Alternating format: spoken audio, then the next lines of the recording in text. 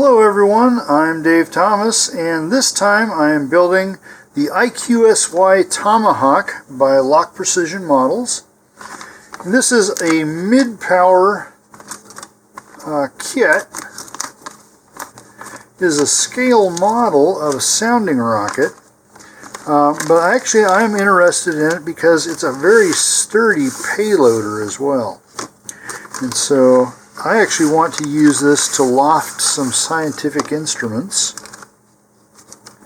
And so I'm not going to necessarily finish this as the scale model, although you are welcome to do so. I'm going to just give it a basic paint finish and such. But the build will still be the same. The only difference is if you're doing the scale model, you'll use the paint scheme that's on the cover, whereas I really don't care what the paint scheme is as long as it flies well. Okay, now, as you may notice here, there are no instructions that come with this. Okay, you get NAR and AAA membership forms. Okay, but to get the instructions, make sure there's not any hiding in here.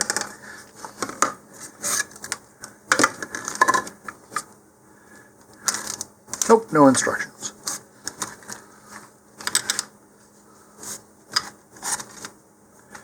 Okay, so to get the instructions, you'll have to go to the LOC Precision web page, find this kit, and download the instructions. And even at that, they're going to be fairly generic.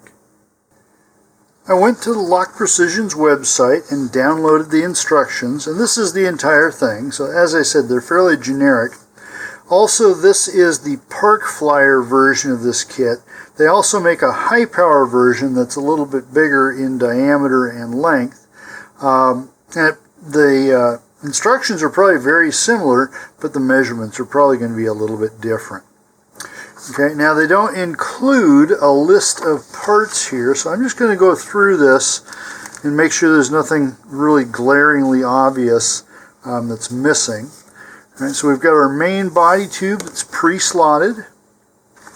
All right, our payload tube, which is not pre-slotted and doesn't need to be. Okay, 29mm motor mount, nose cone, nylon parachute, parachute protector, and then we've got a 1/4-inch launch lug. They also include rail buttons, although they're not the best rail buttons. They need some trimming on there. You can use either one or the other or both. Okay, we've got some plywood fins here,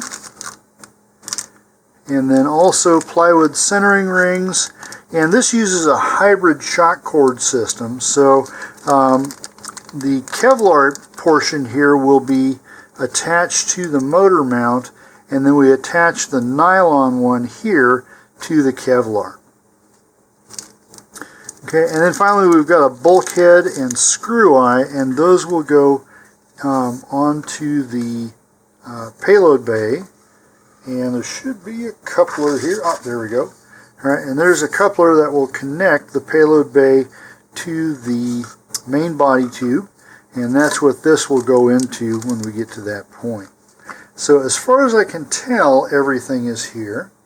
Now on the diagram they do show some decals here. These are not included in the kit. You have to order those separately. The only decal that comes here is the generic LOC Precision one. So it looks like everything's here, and I'm going to clear things away and we will get started. Alright, as with most model rockets, our first order of business is the motor mount. And already I can see they've made some changes here, and also we're going to want to move some things here.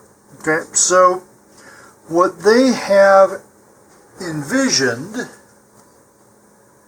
is that we'll have a forward centering ring, the one with the slots in it there.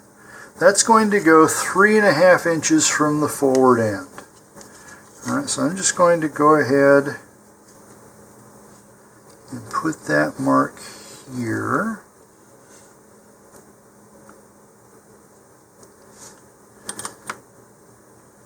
Okay, and that seems awfully far back. Okay, now if they were making that measurement from the aft end, that makes a little more sense. Okay, but let's compare this.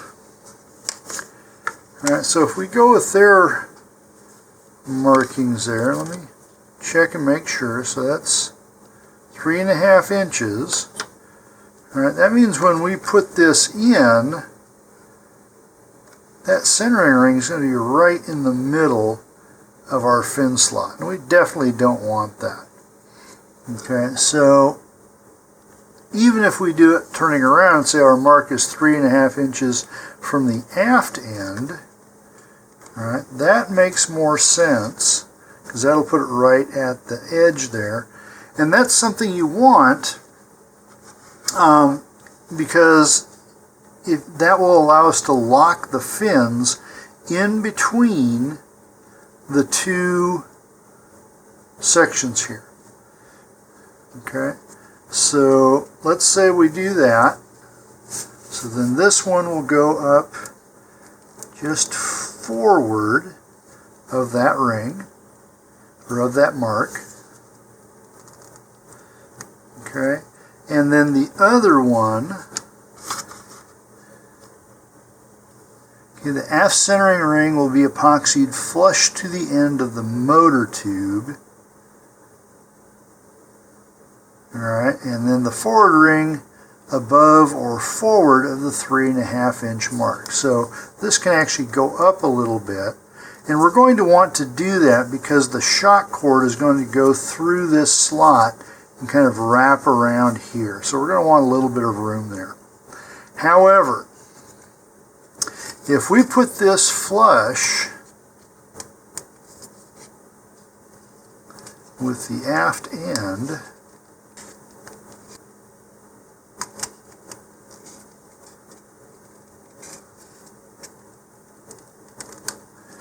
alright, so according to the directions, they want us to just put it right here. Now hopefully you're thinking to yourself, how is the motor retainer going to go on there? And that's the same thing I'm thinking about. Okay, so if we put this in like that, that means the only way you can retain that motor is by friction fitting. Alright, and we're talking about motors in the D to G range. And I really don't want a friction fit motor in here, especially when there's no room to tape it in. All you can do is put tape on the outside of the motor case and hopefully it friction fits in there. Okay, instead, I would really prefer to put a retaining ring on there, or at least have enough space there that I can move this up, okay, and then allow that to hang out like that, because at least this way I've got enough space that when the motor's in there I can masking tape around that. Okay, now another option is we can put on a screw type retainer like this one. Okay, now this does not come with the kit, you'd have to buy it extra. Alright, but that you can epoxy in place there. And then you can screw this on like such.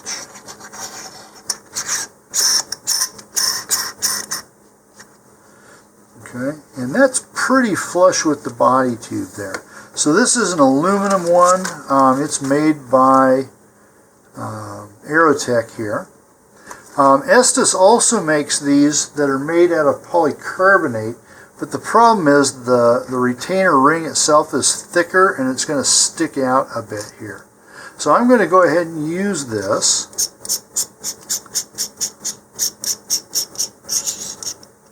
So the first thing I need to know is how much distance do I have?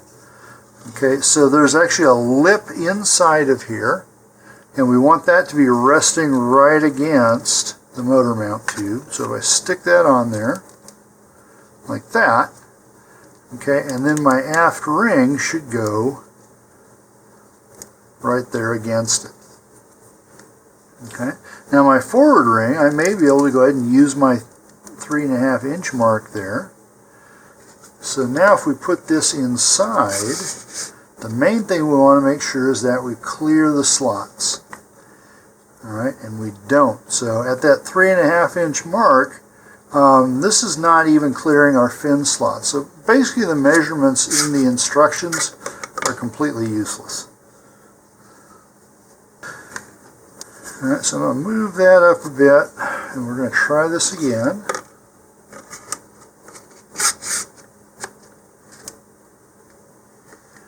Okay, now you can see it just inside, so we need just a little bit more room. Bring that up just a little bit more.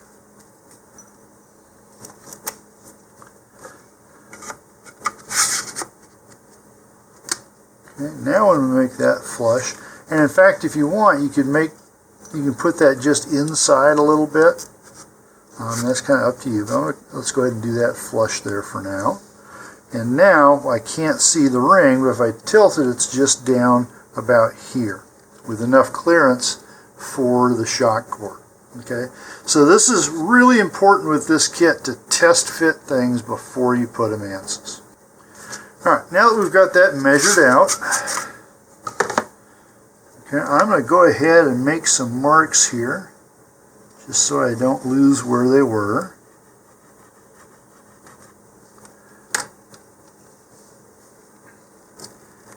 Okay, and now I'm just going to move those a little bit. Now they do suggest sanding the tubes where the rings are going to go, and I'm going to go ahead and do that. And it just gives better adhesion. Alright, so here I'm just going to go right below my line. And I'm actually going to do this all the way down to the aft end because we want a rough surface for the engine ring epoxy as well.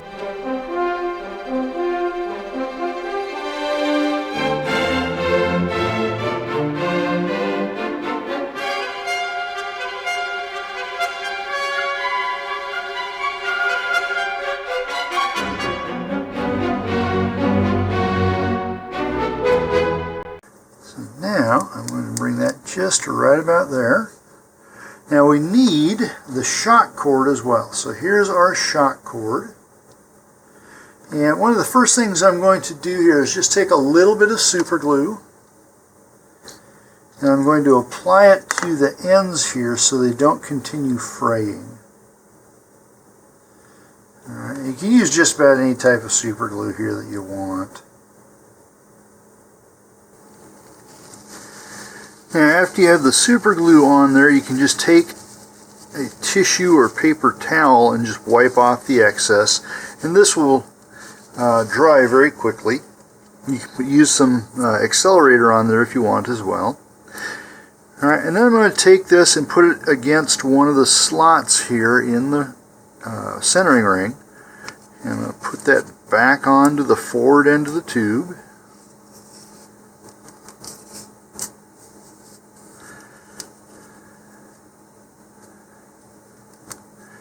Okay, and what the instructions call for is to just measure out, let's see, 2 inches of this, so it's close to what I've got there, and then just epoxy it down onto the tube here when we do the centering rings. Okay, so let's see here. When that is in place, all right, so that center, remember our mark should be ahead of or forward of the rings themselves. So this mark will go up here, this mark is up here. Okay, so now I just need to make up a little bit of epoxy and we will go from there. Here I've made up some 15-minute epoxy, and the duration is kind of up to your personal preference and your comfort with using it. If you're new to using epoxy, I would go for the longer times, either 15 or 30 minute. If you know what you're doing, 5 minutes is fine. Okay, so we're just going to apply this ahead of that forward centering ring. And you'll notice I'm wearing gloves here. Epoxy can cause hypersensitivity reactions over time. It's also really sticky, so it's just easier and safer for your skin if you have some protection here. Alright, and now I'm going to move that ring back up to my line, which is right there.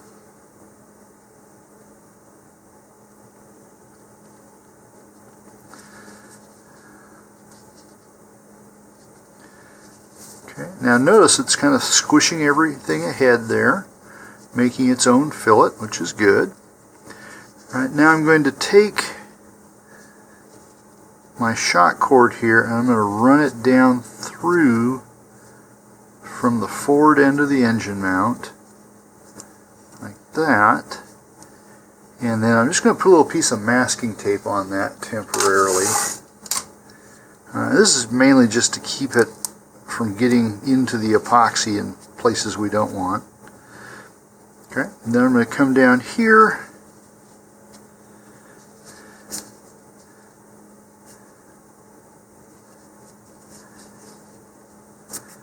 pull that aft ring a little more aft. Okay, there's our line.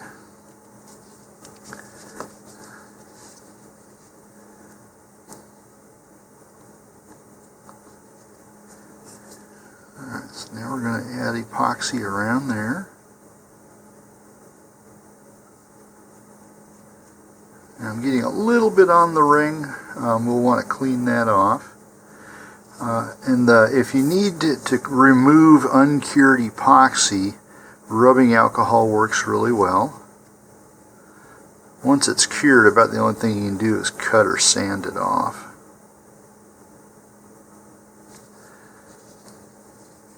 Okay, I'm going to move that forward.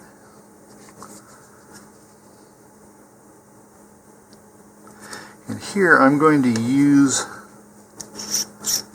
my engine retainer here just as a guide. So I'll put the shock cord through there. I'm just going to put that up, and you can see that I'm not quite there. So here I can just press it down.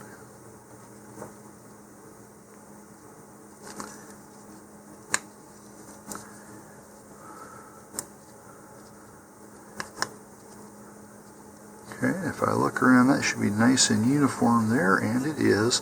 Now I did get a little bit of epoxy on the threads. I'm going to need to clean those. I'll do that just after I finish this. Okay, so now I just need to take my remaining epoxy here. I'm going to use that to glue down the shock cord here.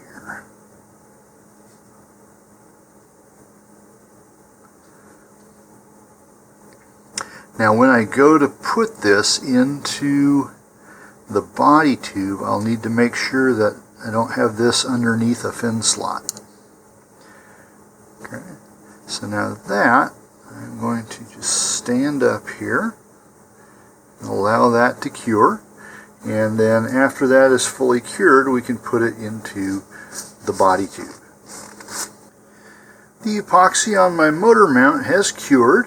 And so now I'm going to do a dry fit here, and remember that we want the aft centering ring to be flush with the body tube there, and then looking through the fin slots, we want to make sure that we don't have the shock cord showing in any of these. Also make sure you don't have any epoxy blobs or anything like that in here.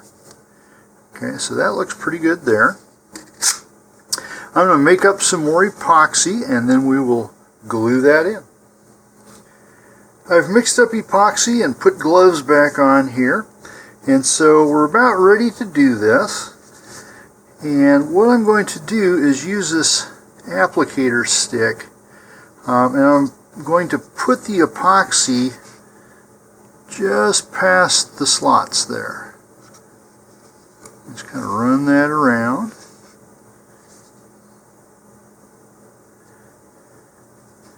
And I can even come down a little bit. I don't want to go all the way down the tube. Check down inside there. We can use a little bit more.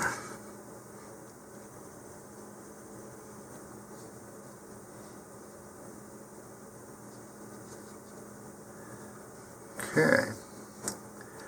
Now, I've still got the shock cord tucked down inside the motor mount, although I took the masking tape off.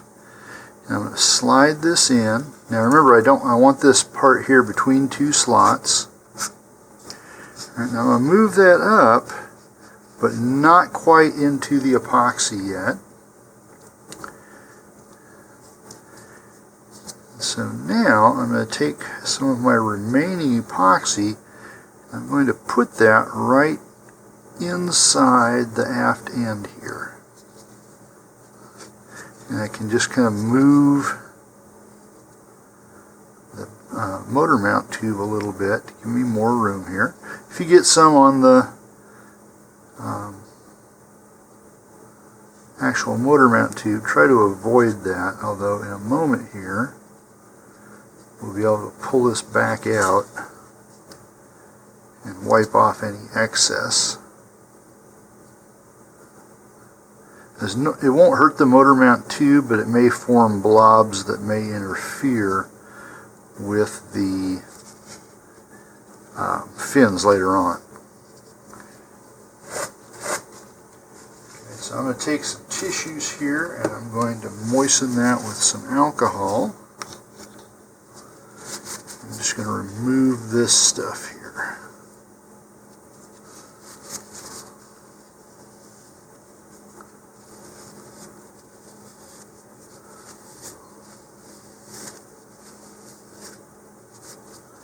Okay, and then once I've got that done, I'm just going to push this whole thing in. Alright, now I've lost my shock cord. There's the shock cord. Alright, so I want that in between. Alright, now I'm hitting that other ring of glue. I can feel it as I go in. Okay, and this is just going to be right flush with the edge. If you want, you can put some more epoxy around here. I'm going to wait on that because when I put the motor retainer on, it's going to have epoxy that'll kind of flow down around there.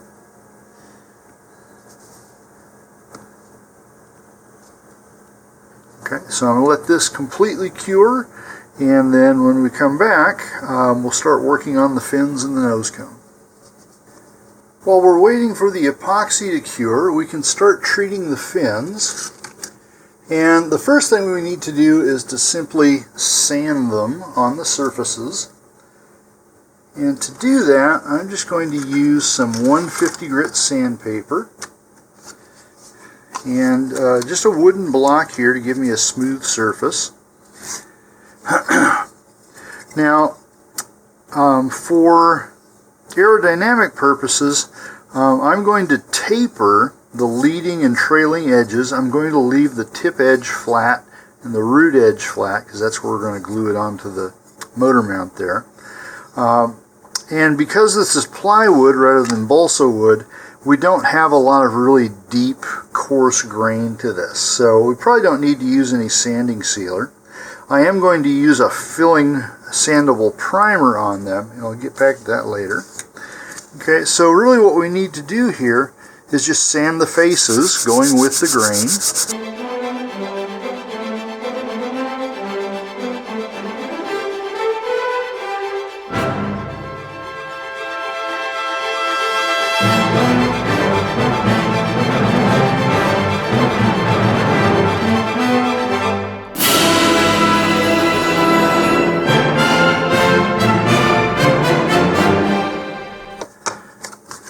Okay, now for the root edge of the fin tab, I'm just going to drag that over some sandpaper here on the table. Alright, if you want, you can sand the soot off of here as well, but it's not as much big of a difference here.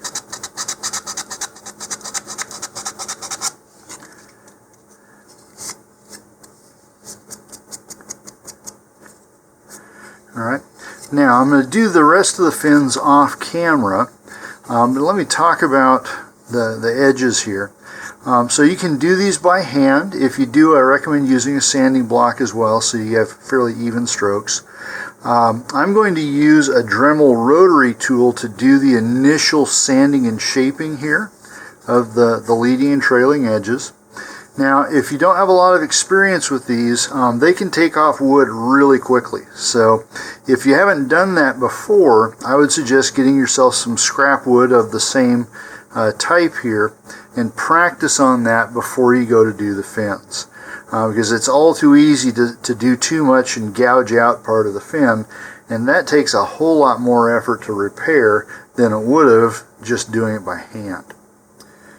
Now, before I go to sand the tapers onto the fins, I've drawn a line here at 1/2 centimeter from the leading edge and also 1/2 centimeter from the trailing edge. And I've done this on both sides, and these will just act as guides here so that I can help get a uniform taper and not something that's off to one side. If our taper goes off to one side or the other, it'll tend to cause the rocket to spin. So I'll do this on all 4 fins before I go and sand them. Using my Dremel, I've shaped the rough outlines here, the rough shapes of the leading and trailing edges there, so you can see the tapers in cross section. Now these are still pretty roughly sanded, and so I'm going to hand sand the rest of this. And to do that, I'm simply going to use some 150 grit sandpaper here and just start smoothing things in.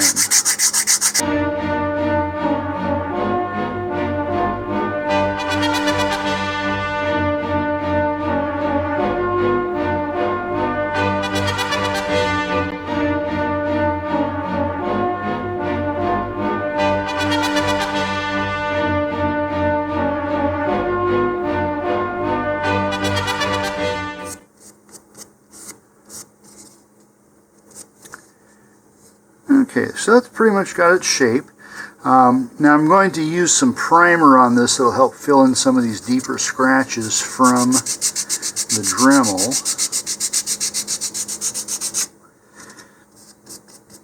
Okay, that's going to be our basic shape there. So if we can do a little more.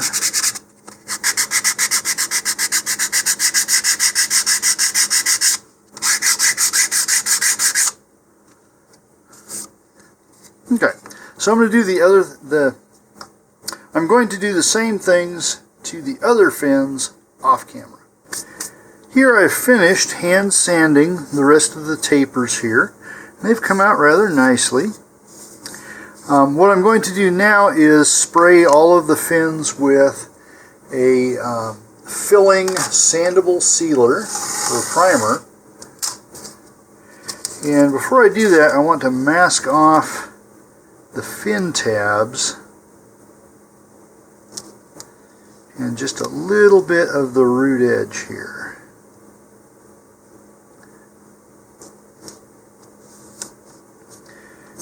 And this way I won't have primer where the epoxy is going to go when we put the fins on.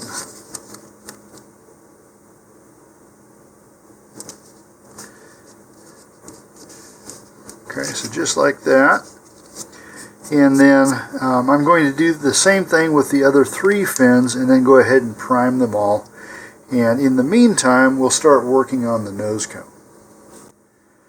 While I'm waiting for the primer on the fins to dry, we'll go ahead and work on the nose cone here. Now this was molded in 2 halves, and you can see there's quite a bit of a seam here, 180 degrees from each other. You can also see some mold marks here on each side. So we're going to want to sand those down. And then this is what they call a polyethylene enhanced nose cone. Now polyethylene does not like to hold paint well. So we're going to want to go ahead and sand this entire thing to give it some surface for the paint to adhere to. I'm also going to use a special primer that's made specifically for hard to stick to substances like polyethylene. Alright, so I'm going to start off with some 100 to 120 grit sandpaper. I think this is 120. And the first thing I'm going to do is just going to knock down anything that's projecting up here.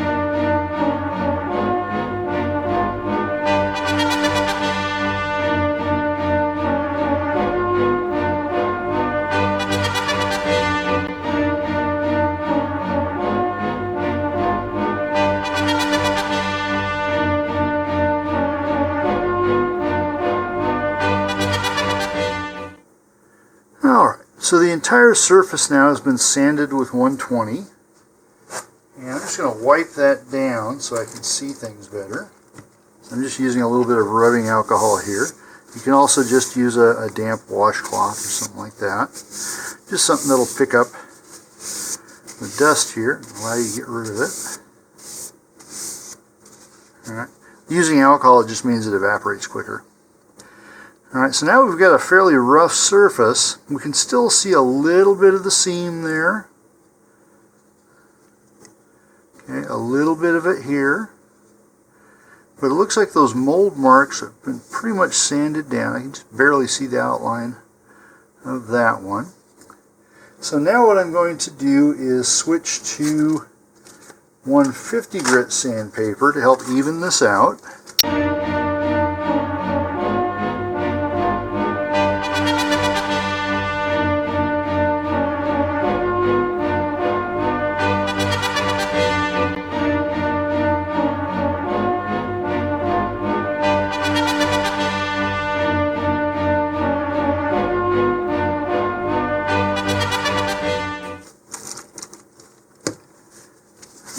Rinse that down again.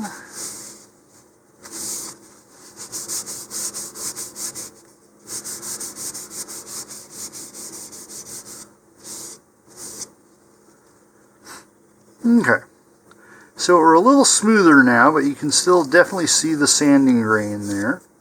And so for the next part, I'm going to do this off camera. I'm going to wet sand this with some 220 grit sandpaper, and then I'll come back. After wet sanding with 220, this is what it looks like. All right, so you can still see the scratches from the sandpaper, but this is enough now that the primer will fill in those scratches. And so I'm going to take this off camera, and the first thing I'm going to do is give it a couple of coats of what's called a universal bonding primer. And this, again, is something that works well with polyethylene and polypropylene and other hard-to-stick-to plastics.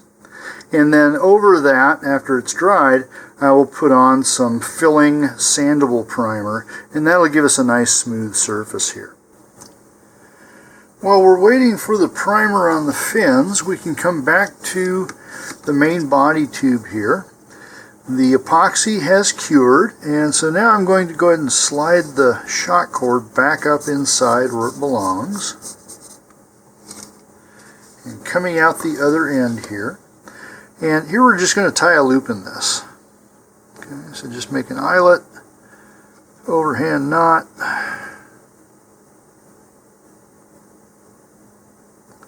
like this.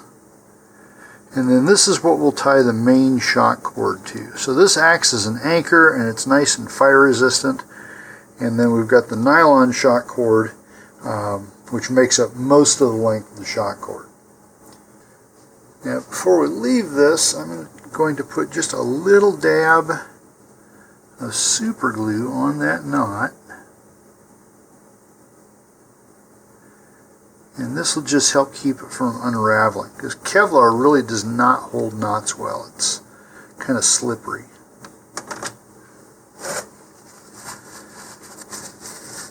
Alright, then we can just wipe off the excess and leave that there.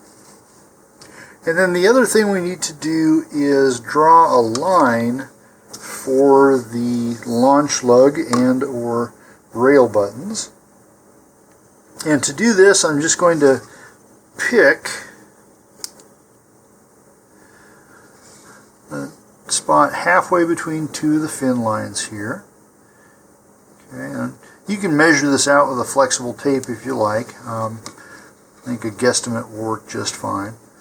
And I'm going to go ahead and put 2 lines on mine, because I haven't decided if I'm going to include both the launch lug and the rail buttons yet. Since I am going to be using this for research, I will probably want both installed.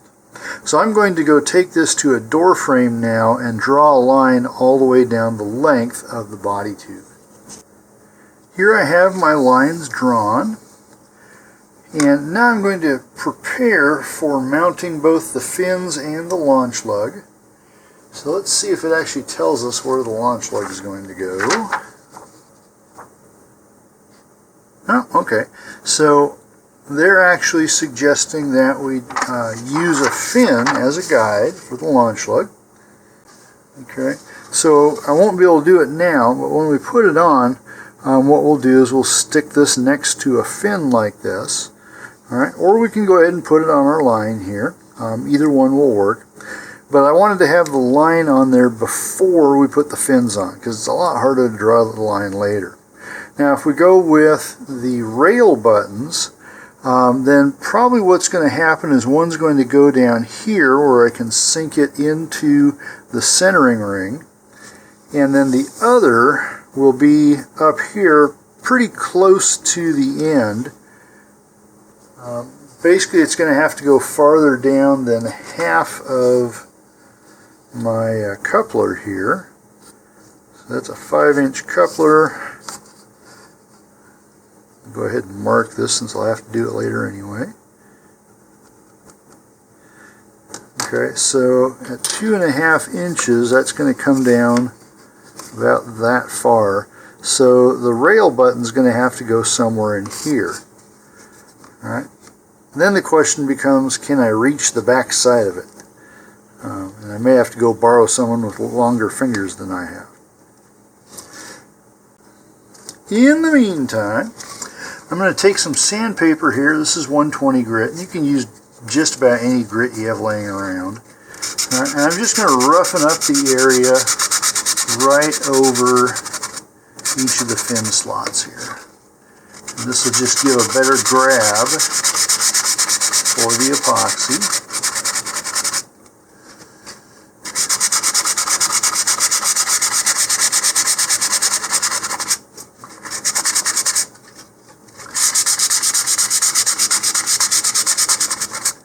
Alright, you don't have to sand too much down, just remove that glossy layer. And then on my launch lug here, I'm just going to do it all along the length in a line here. And that line will go onto my body tube, wherever it is I end up putting it.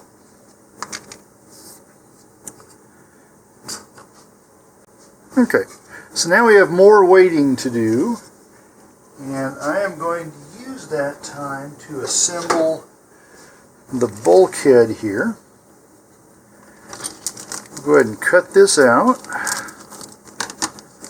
And this is usually pretty straightforward. We just need to mount this screw eye into the bulkhead here. Okay, I'm just going to twist that in.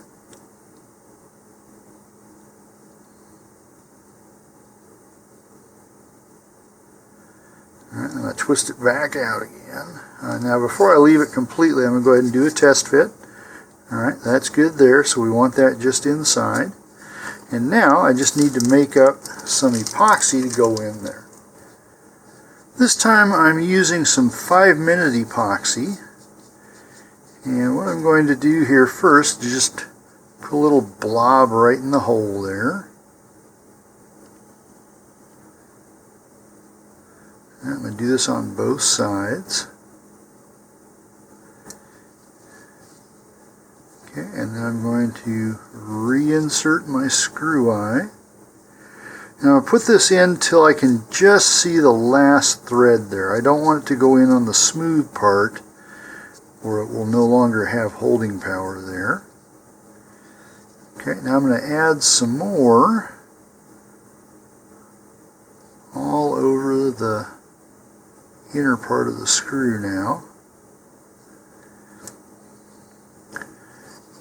Okay, and then I'm going to take my coupler here and I'm going to put some right on the inside edge.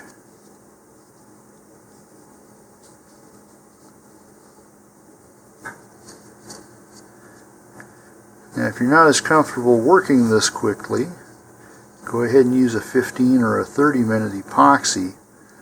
It just means it's going to have to take a lot longer to cure. Okay, now I'm going to put this in. I'm going to leave myself just a little bit of a lip there.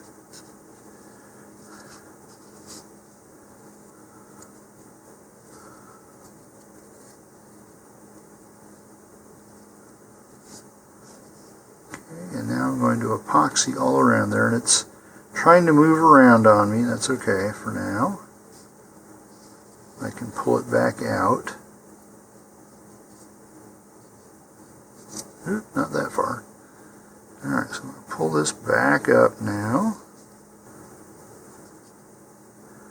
And now I'm going to take my extra epoxy and just coat the wood with it, which will make it more fire resistant from ejection charges and such. Okay, so I'm going to bring this back up. Now here's also the reason why I'm using 5-minute epoxy, is I'm going to need to hold this since it is a little bit loose until it starts to set up.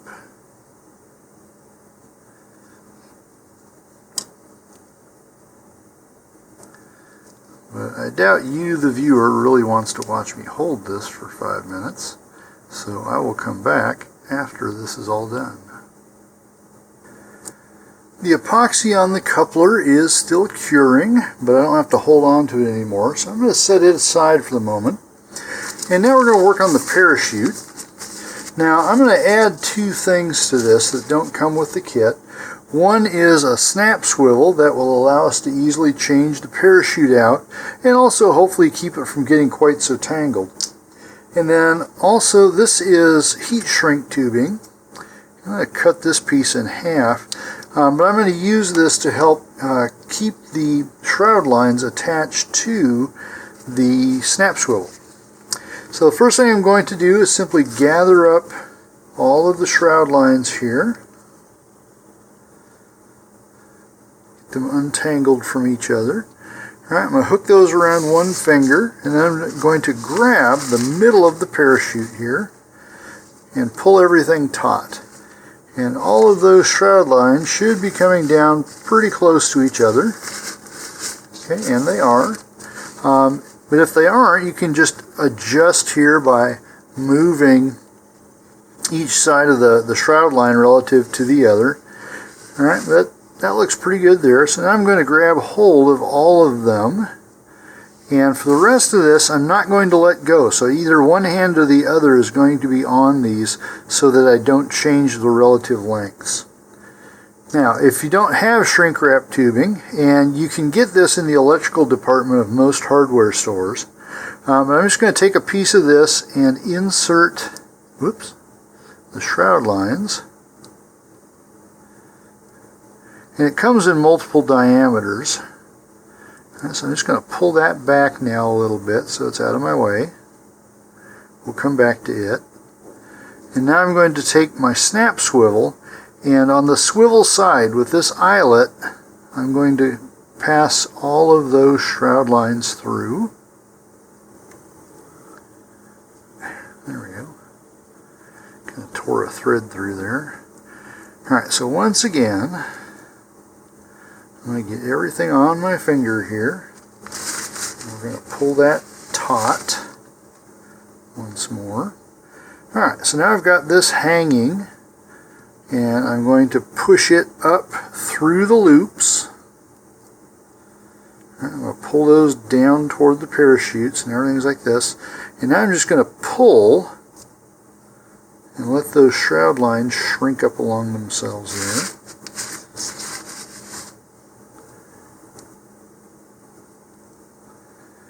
Like that. Okay, now I'm going to slide this down for just a moment. Yep, that looks pretty good there. Alright, now to keep that knot from coming undone, you could put a little dab of white glue or wood glue in there to keep that spaced right, or you can use this heat shrink tubing. So now what I'm going to do is use a lighter here. You can also use a hair dryer or something like that, something that gets hot enough. I found though that just a disposable lighter on a low flame works really well. And so now we're just going to heat that shrink tubing here. And that little frayed bit, I'm going to go ahead and fuse it. There we go. Alright, now normally I don't want to melt any of the shroud lines there. We just want to shrink the tubing around them.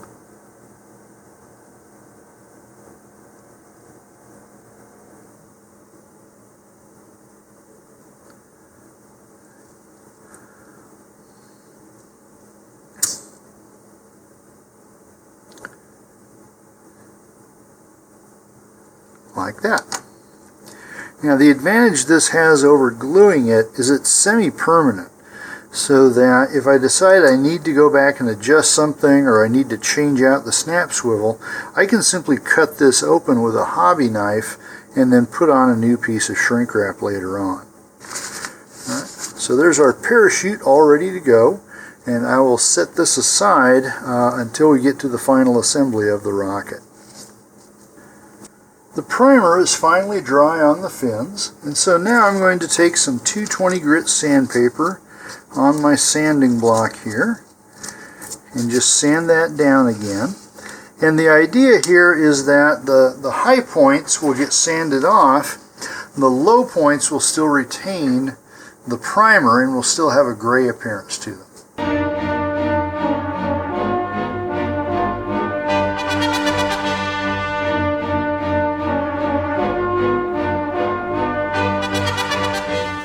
Now, as you can see here, this fills up the sandpaper really quickly, so you want to make sure you've got extra sheets on hand. Sometimes you can use a big eraser and clean this out, but I've found that it's really easier just to change it.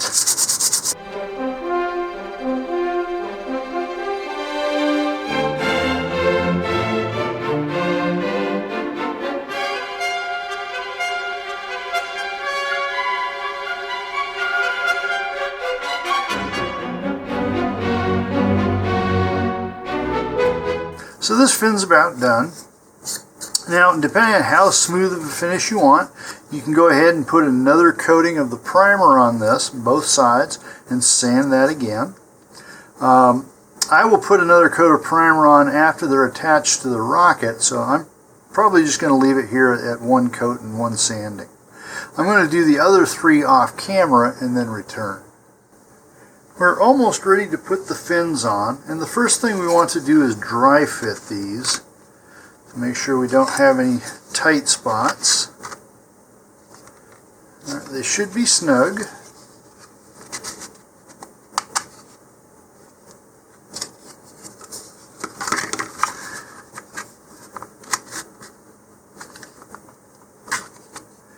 You've got a little bit there. Looks like a little bit of epoxy got on there from the motor mount. So I'm just going to take a small file, just work that out.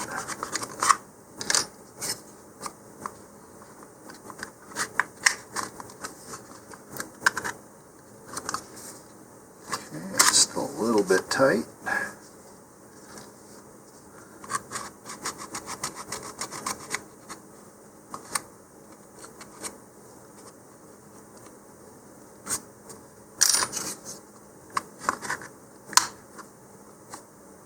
Okay.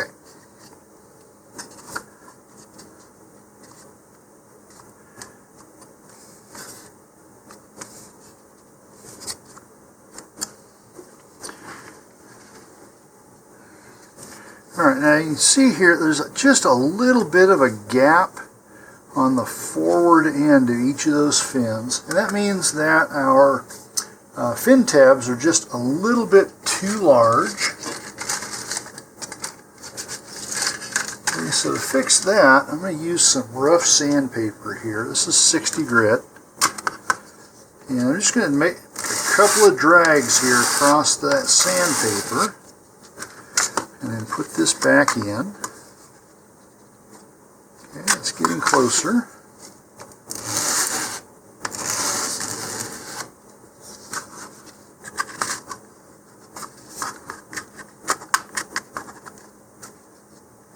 That's a little better.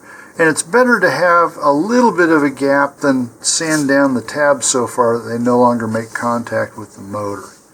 Alright, so that little bit of a gap there, that one probably needs some. If you have just a small gap, it will fill in with epoxy. But if you have too big of a gap, then it's not going to be a very strong joint. Okay. Alright. Now, I am going to use a fin alignment guide here to help me with this. Now, having the through-the-wall fins means that your fins are going to be pretty close to aligned anyway. But what this will allow me to do is just make up one batch of 15-minute epoxy and put all the fins on at once. Now, if you are new to doing this, don't try it that way. Okay, just do one fin at a time. I would recommend using 5-minute epoxy, put on a fin, let it harden, and then go to the next one. And make up just small batches of epoxy because you'll want a fresh batch for each fin. Okay, if you've had some experience doing this before and you can move relatively quickly, then 15-minute epoxy in one batch and you should be able to put all these on at once.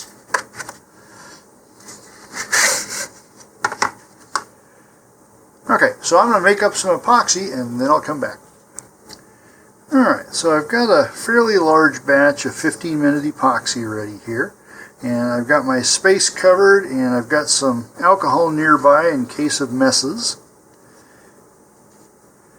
Okay, so here I'm just going to put a pretty generous bead here along the root edge of the tab as well as the fins themselves. Now, oops. Okay, now this is not a root edge. That actually comes off by itself and hangs away from the rocket. So I'm going to just put that there. Alright, and now we're just going to put this back into the fin slot. Okay, and hold that in place. Alright, and you'll notice there it does still have a bit of that gap. Alright, now over on this side it's trying to ooze a lot and we don't want that, so I'm just going to wipe that down. Alright, and then I'm going to go on to the next one. Now I'm not going to worry about trying to put fillets on here until this is completely dry or cured.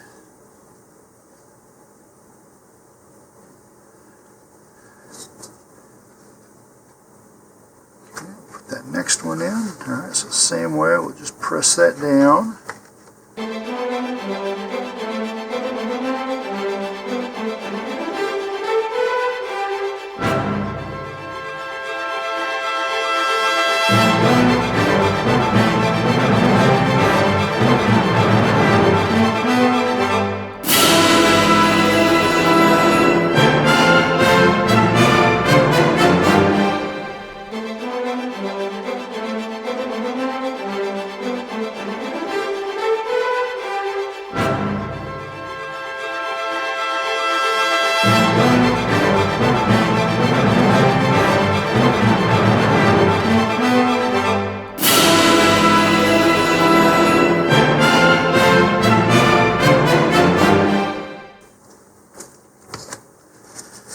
So we've got stuff up here on the fin where I don't want it. And this is where I'm using a little bit of alcohol to fix that. Alright, now I'm going to slide this in.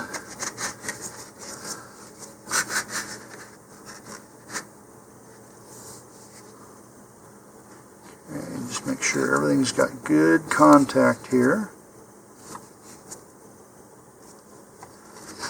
Okay, and I've still got quite a bit of epoxy left, so I'm going to go ahead and put on the engine retainer.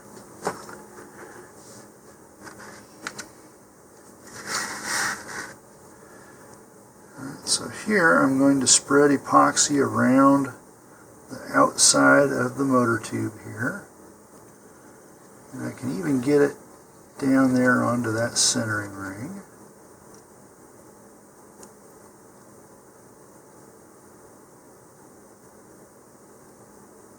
Now this does not have to be done at this time. I just have a whole lot more epoxy than I needed.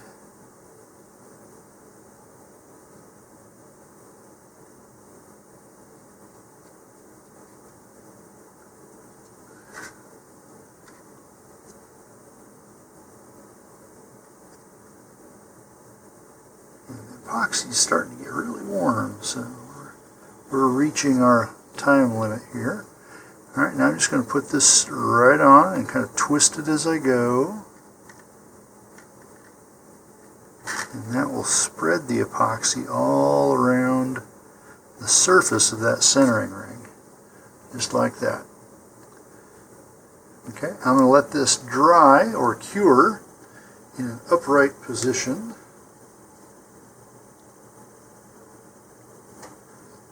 And after everything is cured, we will come back and do the launch lug as well as the fillets.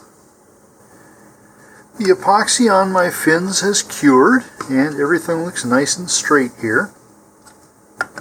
Next I'm going to put on the launch lug, and for this you really don't need the epoxy. There's not usually a lot of strain on your launch lug. So I'm going to do at least the initial gluing here just with wood glue. And according to the instructions, this can go along a fin, okay, and you can do that. I'm going to go ahead and place it between two fins here. And so the instructions say that this is going to be 1 inch from the aft end. Just make a little mark here. Okay, and this whole thing is 6 inches long. I'm just going to make another mark here at 7 inches. Okay, I'm going to take some of my sandpaper here, and just like I did with the fin slots, I'm just going to give it a little bit of sanding here.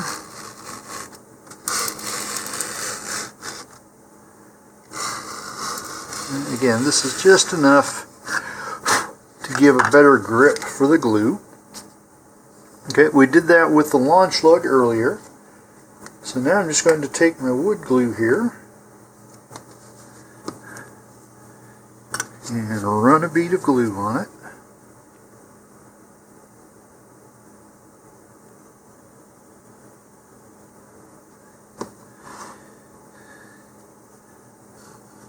Okay, then we're going to apply that to our line there. Okay, and now I'm just going to sight down the rocket and the line and the launch lug all at once to make sure everything is straight.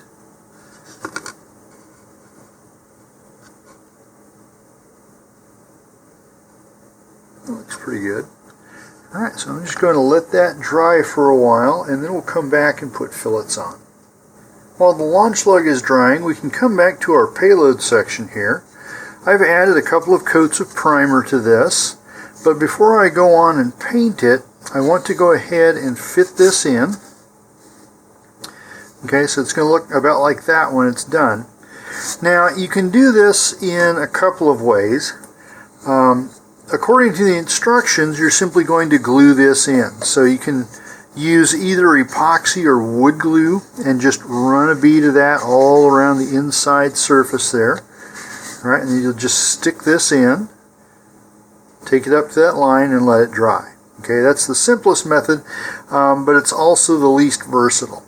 The other thing you can do is, instead of gluing this in, is use some plastic rivets. And I've got some of those here. Okay, so I get these from Amazon. Several of the Rocketry retailers also carry them. These are removable plastic rivets. They're often used for automotive trim. And so when you push this all the way in, this region here flares out and it keeps it from coming out. So this is fairly small, so I probably only need 2 of those. And I'm going to use a flexible tape here, first of all, just to mark 2 sides. Okay, so if I bring that all the way around, okay, that's at about 13.3 centimeters. Okay, so half of that, so all I'll do here is just take my pencil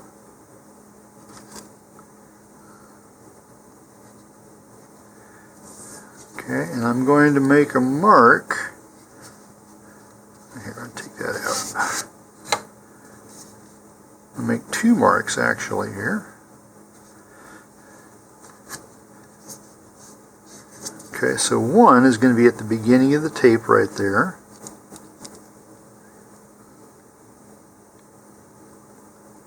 And the other is going to be on the opposite side. Alright, so that, shift a little bit. There we go. Okay, so 6.5 plus a fraction there. So that's going to be about there.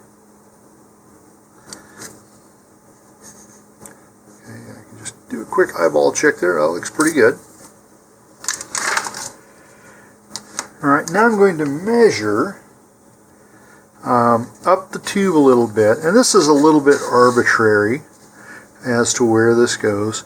I'm going to measure 3 centimeters from the aft end of my tube here.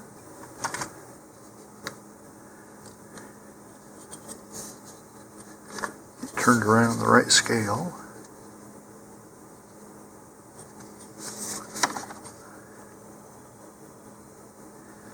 Alright, so I want a hole that's going to be right here. And I'm also going to need another hole.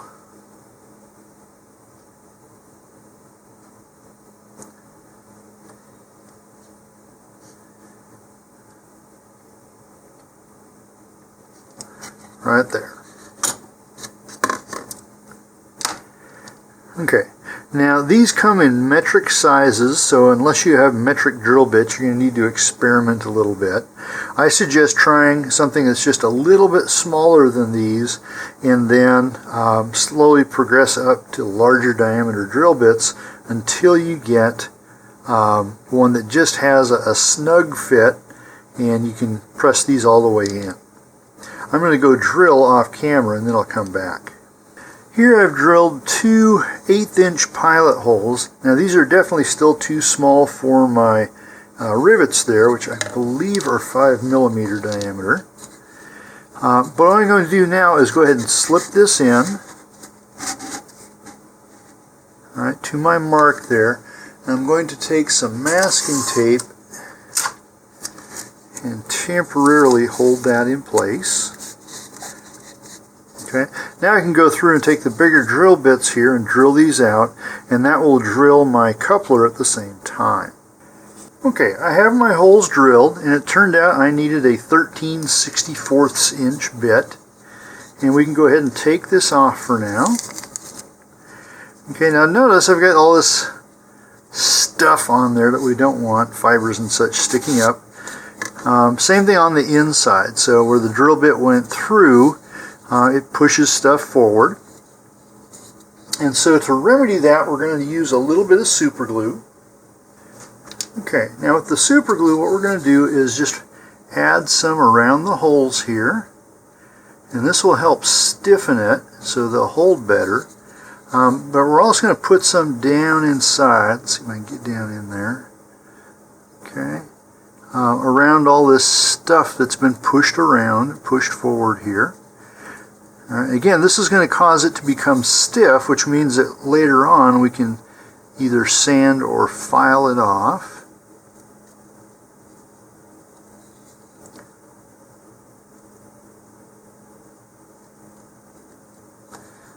Okay, and then we're going to do the same thing here.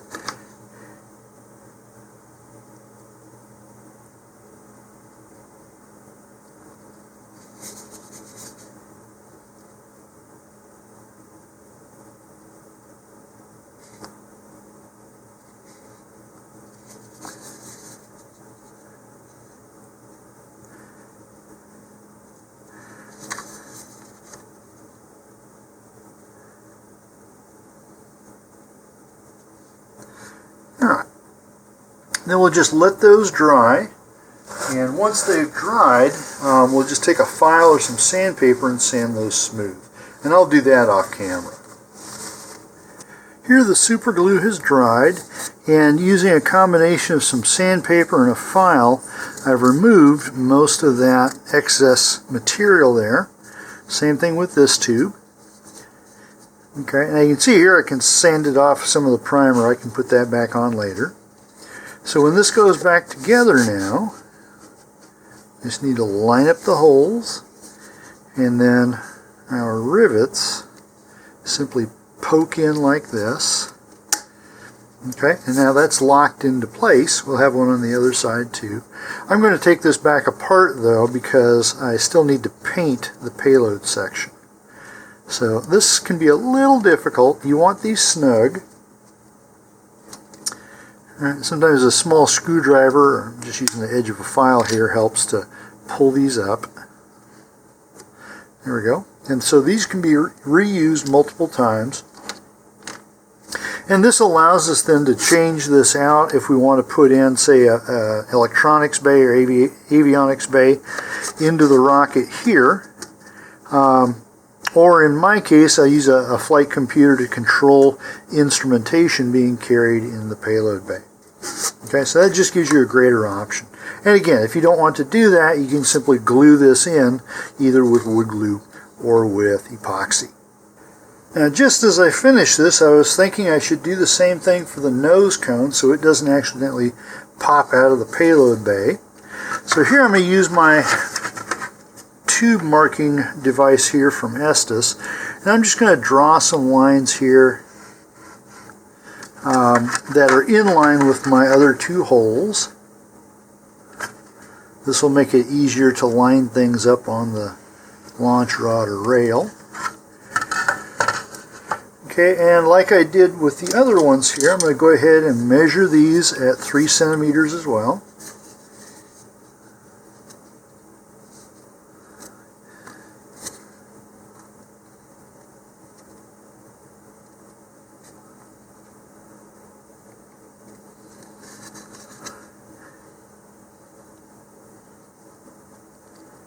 Okay, now my nose cone is currently getting painted, so I won't drill it at this moment.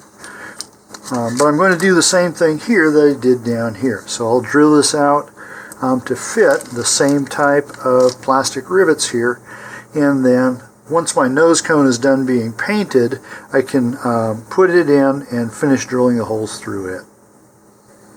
Here I have the forward section of the rocket all painted and drilled. And so just like we did with the coupler there, I've got holes drilled through the side here and into the nose cone itself. And we just pop in those rivets. And we'll do the same thing down on the coupler. Pull out a couple more rivets here.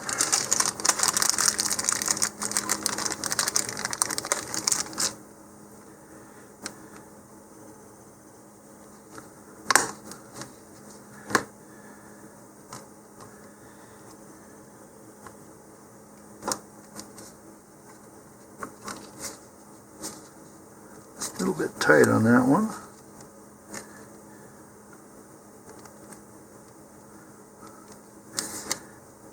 There we go. Okay, so that forward assembly is complete and ready to go. When we get ready for the final assembly of the rocket, we'll tie the shock cord and the parachute onto this screw eye. The epoxy on the fins and the glue on the launch lug are all cured.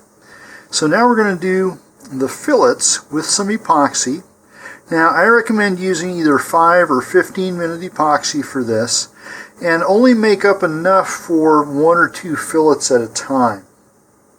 Otherwise your epoxy may start hardening on you before you're finished.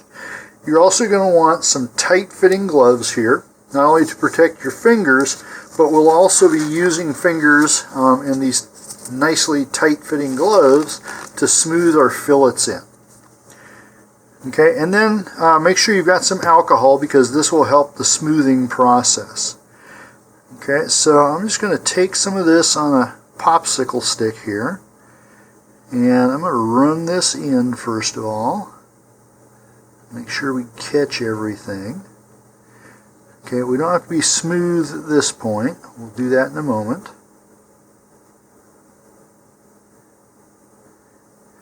Alright, and I'm going to do 2 facing fins at the same time here.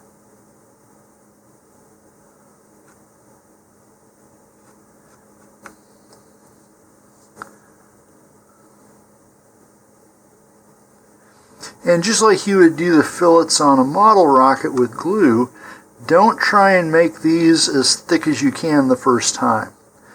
First get this in, and then if you want thicker fillets, you can either add additional layers of epoxy, or you can use an epoxy paste or putty that'll be stiffer here. Alright, now I'm going to wet my fingers with the alcohol here. And then I have another paper towel ready to wipe things on, and I'm just going to go from the aft end to the forward end here, and just smooth that in, and then wipe off that excess here. Okay, we actually got a little bit behind there, we don't want that. Okay, and then the same thing, you can add some more alcohol to your finger if you want. Okay, we're going to smooth that one in. Okay, and then we're going to let these cure for 5 minutes and then come back.